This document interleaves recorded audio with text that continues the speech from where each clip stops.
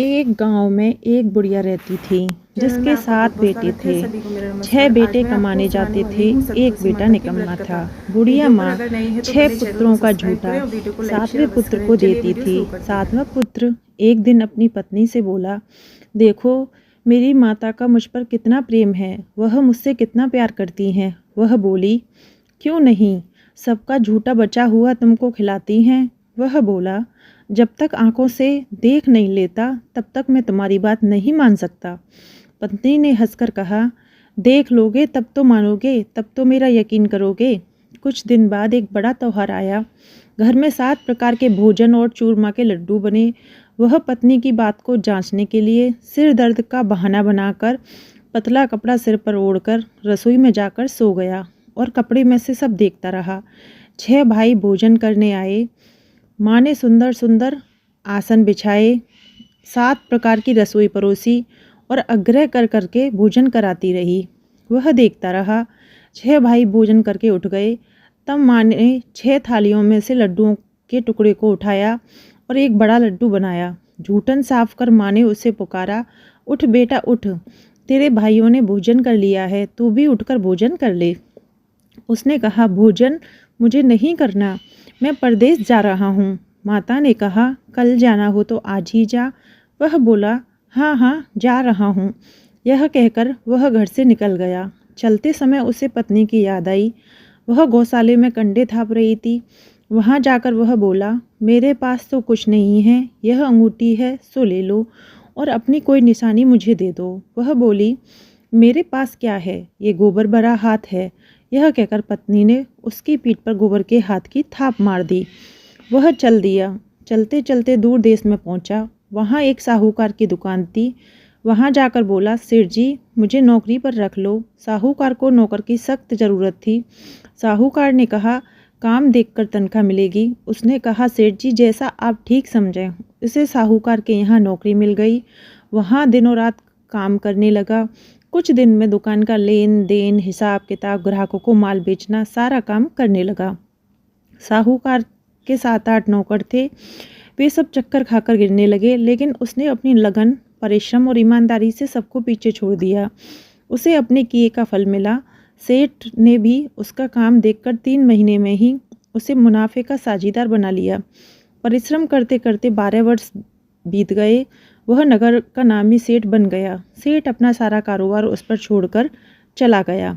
इधर उसकी पत्नी पर क्या बीती वह भी सुनिए। सास ससुर उसे दुख देने लगे। गृहस्थी का काम करवाकर उसे लकड़ी लेने जंगल में बेचते। इस बीच घर की रोटियों से आटे की जो भूसी निकलती उससे रोटी बनाकर रख दी जाती और फूटे नारियल की नरेली में पानी दिया जाता। इस तरह दिन व्यतीत रहे थे। एक दिन वह जंगल में लकड़ी लेने जा रही थी, तब रास्ते में बहुत सी स्त्रियां संतोषी माता का व्रत करती दिखाई दी। वो वहां खड़ी होकर पूछने लगी, बहनों यह तुम किस देवता का व्रत करती हो और इसके करने से क्या फल प्राप्त होता है? इस व्रत के करने की क्या विधि है? यदि तुम अपने इस व्रत का विधान मुझे समझाकर कहोगी तो मैं तुम्हारा बड़ा एहसान मानूंगी। उनमें से एक स्त्री बोली, सुनो, यह संतोषी माता का व्रत है। इसके करने से निर्धनता, दरिद्रता का नाश होता है, लक्ष्मी आती है, मन की चिंताएं दूर होती हैं, मन को प्रसन्नता और शांति मिलती है, निपुत्र को पुत्र मिलता है, प्रीतम बाहर गया हो तो वह शीघ्र लौट आता है, कुंवारी कन्या को मन पसंद वर मिलता है, चलता मुकदमा खत्म हो जाता है, कलह कलेश की निवृत्ति हो, मुख शांति होती है, घर में धन जमा हो, धन जायदाद का लाभ होता है और भी मन में जो कुछ कामना हो सब संतोषी माता की कृपा से पूरी हो जाती हैं। इसमें कोई संदेह नहीं है। वह पूछने लगी, यह व्रत कैसे किया जाता है? यह भी बताओ तो बड़ी कृपा होगी। वह स्त्री कहने लगी, बिना परेशानी, श्रद्धा और प्रेम से जितने भी बन सके प्रसाद लेना, 5.25 पैसे से 5.25 चांदी तथा इससे भी ज़्यादा शक्ति और भक्ति के अनुसार गुड़ और चना लें। हर शुक्रवार को निराहार रहकर कथा कहना, सुनने वाला ना हो पर बीच में क्रम न टूटे। लगातार नियम के पालन के साथ सुनने वाला कोई ना मिले तो घी का दीपक जलाकर उसके आगे जल का पात्र को रखकर कथा कहना, परंतु नियम ना टूटे। जब तक कार्य सिद्ध न हो नियम पालन करना और कार्य सिद्ध हो जाने पर व्रत का उद्यापन करना। 3 मास में माता पूरा फल प्रदान करती हैं। यदि किसी के ग्रह खोटे हैं तो भी माता 1 वर्ष में उनको अनुकूल करती हैं। कार्य सिद्ध होने पर ही उद्यापन करना चाहिए, बीच में नहीं। उद्यापन में 2.5 सेर आटे का खाजा तथा इसी अनुसार खीर तथा चने का साग, 8 बच्चों को भोजन कराना, जहाँ तक मिले देवर जेठ भाई बंधु कुटुंब के लड़के लेना, ना मिले तो रिश्तेदारों और पड़ोसियों के लड़के बुलाना, उन्हें भोजन कर यथाशक्ति दक्षिणा दें। माता का नियम पूरा करना, ध्यान रखना उस दिन को घर में कोई भी खटाई ना खाए। यह सुन वह वहाँ से चल दी। रास्ते में लकड़ी के बोझे को बेच दिया और उन पैसों में गुड़ चना ले माता के व्रत की तैयारी करने लगी। रास्ते में संतोषी माता के मंदिर में जा माता के चरणों में लौटने लगी, विनती करने लगी, माँ मैं दीन हूँ, निपट मूर्ख हूँ, व्रत के नियम कुछ जानती नहीं हूँ, मैं बहुत दुखी हूँ माता, मेरे दुख दूर करो, मैं तेरी शरण में आई हूँ। माता को दया आई। एक शुक्रवार बीता कि दूसरे शुक्रवार को ही उसके पति का पत्र आया और तीसरे शुक्रवार को उसका भेजा हुआ पैसा आ पहुँचा। यह देखकर जेठानी मुँह सिकोड़ने लगी। इतने दिनों बाद इतना पैसा आया है, इसमें क्या बड़ाई की बात है। जेठानी के लड़के ताने देने लगे। काकी के पास अब पत्र आने लगा, रुपया आने लगा। अब तो काकी की खातिर बढ़ेगी, अब तो काकी बोलने से भी नहीं बोलेगी। बेचारी सरलता से कहती है, भैया पत्र आया है, रुपया आए हैं तो हम सबके लिए अच्छा है। ऐसा कहकर आंखों में आंसू भरकर संतोषी माता के मंदिर में जा मातेश्वरी के चरणों में गिरकर रोने लगी। माँ मैंने तुमसे पैसा नहीं मांगा, मुझे पैसे से क्या काम, मुझे तो अपने सुहाग से काम है। मैं तो अपने स्वामी के दर्शन और सेवा मांगती हूँ। तब माता ने प्रसन्न होकर कहा, जा बेटी तेरा स्वामी जल्दी ही आएगा। यह सुन खुशी से बावली हो वह घर आकर काम करने लगी। संतोषी माँ विचार करने लगी, इस भोली पुत्री से मैंने कह तो दिया कि तेरा पति शीघ्र आएगा, पर आएगा कहाँ से, वह तो इसे सपने में भी याद नहीं करता। उसे इसकी याद दिलाने तो मुझे ही जाना पड़ेगा। संतोषी माता ने उस बुढ़िया के बेटे को स्वप्न में समझाया, पुत्र तेरी घरवाली कष्ट उठा रही है। वह बोला, हाँ माता यह तो मुझे भी मालूम है, परंतु क्या करूं, वहाँ कैसे जाऊं, परदेश की बात है, लेन देन का सारा हिसाब किताब है, कोई जाने का रास्ता नज़र नहीं आता, आप ही कोई राह दिखाएं, कैसे जाऊं। माँ कहने लगी, सवेरे नहा धोकर संतोषी माता का नाम ले, घी का दीपक जला, दंडवत कर और दुकान पर जा बैठना। देखते ही देखते तेरा लेन देन चुक जाएगा, जमा माल बिक जाएगा, सांझ होते होते धन का ढेर लग जाएगा। वह अगले दिन सुबह जल्दी उठा। उसने अपने मित्र बंधुओं परिचितों से स्वप्न में माता के द्वारा कही गई बात बताई। वे सब उसकी बात सुनकर उसकी खिल्ली उड़ाने लगे। वे कहने लगे कि कहीं कहीं इस सपने की कोई बात सच्ची होती है। एक बूढ़ा व्यक्ति बहुत समझदार था। वह बोला, देखो भाई मेरी बात मानो, इस तरह सांच या झूठ कहने के बदले जो देवता ने कहा है वैसे ही करो, तेरा क्या जाता है। बूढ़े की बात मानकर नहा धोकर उसने संतोषी माता को प्रणाम किया, फिर घी का दीपक जलाकर दुकान पर जा बैठा। शाम तक धन का ढेर लग गया। वह हैरान हुआ, मन में संतोषी माता का नाम ले प्रसन्न हो घर जाने के वास्ते गहना कपड़ा व सामान खरीदने लगा। सब काम से निपट हो अपने घर को रवाना हो गया। उधर उसकी पत्नी जंगल में लकड़ी लेने गई। लौटते वक्त थक जाने के कारण संतोषी माता के मंदिर पर विश्राम करने बैठ गई। यह तो उसका रुकने का रोज का स्थान था।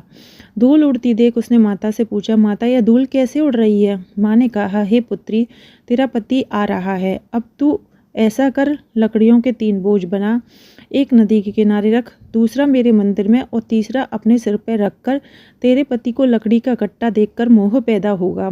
वह यहाँ रुकेगा, नाश्ता पानी बनाकर खाकर माँ से मिलने जाएगा। तू लकड़ी के बोझ उठाकर जाना और बीच चौक में गट्टा डालकर 3 आवाज़ें जोर से लगाना, लो सासू जी लो, लकड़ियों का गट्टा लो, भूसे की रोटी दो, नारियल के खोपड़ी में पानी दो, आज कौन मेहमान आया है। संतोषी माँ की बात सुनकर वह बहुत अच्छा माँ कहकर प्रसन्न मन से लकड़ियों के 3 बोझ बना लाई। एक नदी के तट पर, दूसरा माता के मंदिर पर।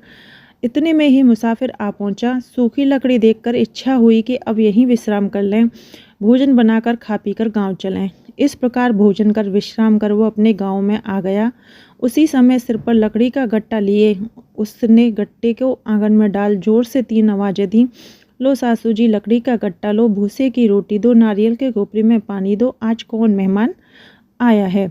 यह सुनकर सास ने अपने दिए हुए कष्टों को बुलाने के लिए कहा, बहू तू ऐसे क्यों कहती है, तेरा मालिक ही तो आया है, बैठ मीठा भात खाकर कपड़े गहने पहन। पत्नी की आवाज़ सुनकर उसका स्वामी बाहर आया, उसके हाथ में पहनी अंगूठी देखकर व्याकुल हो गया। उसने माँ से पूछा, माँ यह कौन है? माँ बोली, बेटा तेरी पत्नी है। आज 12 वर्ष हो गए जब से तू गया है। सारे गांव में जानवर की तरह भटकती फिरती है, काम काज कुछ करती नहीं, 4 समय आकर खा जाती है। अब मुझे देखकर भूसे की रोटी और नारियल के खोपरे में पानी मांगती है। वह बोला, माँ मैंने इसे देखा है और तुम्हें भी देखा है, मुझे दूसरे घर की चाबी दो, मैं उसमें रहूँगा। ठीक है बेटा, जैसी तेरी मर्जी, कहकर माँ ने चाबी का गुच्छा बेटे के सामने रख दिया। उसने दूसरे घर को खोलकर सारा सामान जमाया। एक ही दिन में वहाँ राजा के महल जैसा ठाट बाट बन गया। अब क्या वह सुख भोगने लगी। अगला शुक्रवार उसने पति से कहा, मुझे संतोषी माता का उद्यापन करना है। पति बोला, बहुत अच्छा, खुशी से कर लो। वह उद्यापन की तैयारी करने लगी। जेठ के लड़कों को भोजन के लिए कहने गई। उन्होंने मंजूर किया, परंतु पीछे से जेठानी ने अपने बच्चों को सिखलाया, देखो रे, भोजन के समय सब खटाई मांगना, जिससे उसका उद्यापन पूरा ना हो सके। लड़के भोजन करने आए, खीर पेट भरकर खाई, परंतु बात याद आते ही कहने लगे, हमें कुछ खटाई खाने को दो, खीर खाना हमें भाता नहीं, देख के अरुचि होती है। लड़के उठ खड़े हुए, बोले, पैसे लाओ। भोली बहू कुछ जानती न थी, उसने उन्हें पैसे दे दिए। लड़कों ने बाजार जाकर उन पैसों से इमली खरीदी और खाई। यह देखकर बहू पर माताजी का कोप हुआ। राजा के दूत उसके पति को पकड़ के ले गए। अब सब मालूम हो जाएगा जब जेल की रोटी खाएगा। बहू से यह वचन सहन नहीं हुए। वह संतोषी माता के मंदिर में गई और कहने लगी, माता तुमने यह क्या किया? हंसाकर क्यों रुलाने लगी? माता बोली, पुत्री तूने मेरा व्रत भंग किया है। इतनी जल्दी सब बातें भुला दी। वह बोली, माता भूली तो कुछ भी नहीं हूँ, ना ही कुछ अपराध किया है, मुझे तो लड़कों ने भूल में डाल दिया, मुझे क्षमा करो। माँ बोली, ऐसी भी कहीं भूल होती है? वह बोली, अब कोई भूल ना होगी। अब बताओ मेरे पति कैसे आएंगे? माँ बोली, पुत्री जा, तेरा पति तुझे रास्ते में ही आता मिलेगा। वह मंदिर से निकलकर बाहर आई तो रास्ते में उसे अपना पति आते हुए मिला। उसने पूछा, कहाँ गए थे? वह बोला, इतना धन जो कमाया है उसका कर राजा ने मांगा था, वह भरने गया था। वह प्रसन्न होकर बोली, भला हुआ, अब घर चलो। फिर अगला शुक्रवार आया। वह बोली, मुझे माता का उद्यापन करना है। पति ने कहा, ठीक है करो। वह जेठ के लड़कों से भोजन के लिए कहने गई। जेठानी ने लड़कों को सिखा दिया कि तुम पहले ही खटाई मांगना। लड़के भोजन करने बैठे, लेकिन भोजन करने से पहले ही कहने लगे, हमें खीर पूरी भाती नहीं, जी बिगड़ता है, कुछ खटाई खाने को दो। वह बोली, खटाई खाने को नहीं मिलेगी, खाना हो तो खाओ, नहीं जाओ। उनके उठकर चले जाने पर उसने ब्राह्मण के लड़कों को बुलाकर भोजन कराया। दक्षिणा की जगह एक एक फल दिया। इससे संतोषी माता प्रसन्न हो गईं। माता की कृपा से 9 माह बाद उसको चंद्रमा के समान एक सुंदर पुत्र प्राप्त हुआ। पुत्र को लेकर वह प्रतिदिन संतोषी माता के मंदिर में जाने लगी। माँ ने सोचा कि यह रोज आती है, आज क्यों ना मैं ही इसके घर चलूं, इसका आसरा तो देखूं, सही है। यह विचार कर माता ने भयानक रूप बनाया। गुड़ और चने से सना मुख, ऊपर से मुंड के समान होठ, उस पर मक्खियाँ भिनभिना रही थीं। दहलीज में पैर रखते ही उसकी सास चिल्लाई, देखो रे, कोई चुड़ैल डंकनी चली आ रही है, लड़कों इसको भगाओ, नहीं तो सबको खा जाएगी।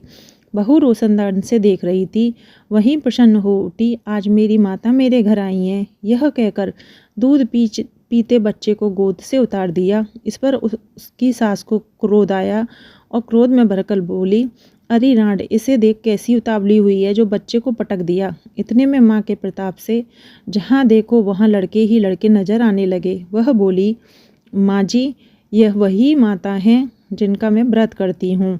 इतना कहते ही उसने झटके घर के सारे किवाड़ खोल दिए।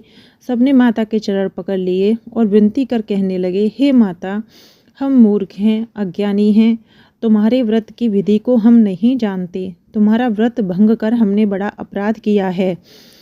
हे माता, आप हमारे अपराधों को क्षमा करो। इस प्रकार बार बार कहने पर संतोषी माता प्रसन्न हुई। इसके बाद उसकी सास कहने लगी, हे संतोषी माता, आपने बहू को जैसा फल दिया है वैसा सभी को देना। यह कथा सुने या पढ़े उसके सभी मनोरथ दूर करना। बोलिए संतोषी माता की जय। तो यह थी संतोषी माता की व्रत कथा। वीडियो पसंद आई हो तो प्लीज़ सपोर्ट दिखाएं और चैनल को सब्सक्राइब करें। वीडियो को लाइक शेयर अवश्य करें। आप पर और आपके परिवार पर माता रानी की कृपा हमेशा बनी रहे। जय संतोषी माता।